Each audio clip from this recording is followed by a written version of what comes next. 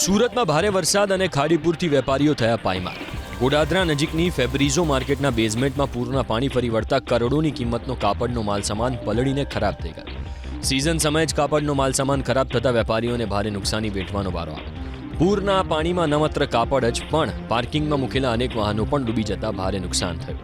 વ્યથા વ્યક્ત કરતા વેપારી બોલ્યા કે આટલી નુકસાની છતાં મહાનગરપાલિકા તરફથી કોઈ મદદ મળી નથી.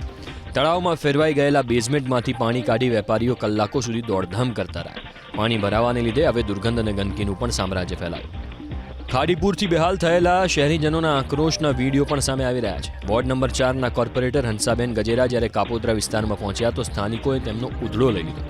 પીવાના પાણી સહિતની મુશ્કેલીઓને લઈને રહીશોએ કોર્પોરેટર સામે આક્રોશ ઠાલવ્યો. જ્યારે કોર્પોરેટરે શાંત રહેવાનું કહ્યું તો સ્થાનિક મહિલાઓએ તેમને પાવર ઓછો કરવાનું કહીને રીતસરના સ્થળ પર જ તતડાવી નાખ્યા. જે બાદ સ્થાનિકો અને મહિલા કોર્પોરેટર વચ્ચે થોડા સમય સુધી શાબ્દિક યુદ્ધ પણ જોવા મળ્યું. સુરતની હાલની સ્થિતિ પર નાયબ મામલતદારે દાવો કરતા કહ્યું કે હાલ શહેરમાં ક્યાંય પણ પાણી ભરાયેલા નથી. વહીવટી પ્રશાસન તરફથી યુદ્ધના ધોરણે સહાય કામગીરી ચાલી રહી છે. કુલ 133 ટીમોના 752 સભ્યો કેશડોલ અને ઘરવખરી સહાયની વહેંચણી કરી રહ્યા છે.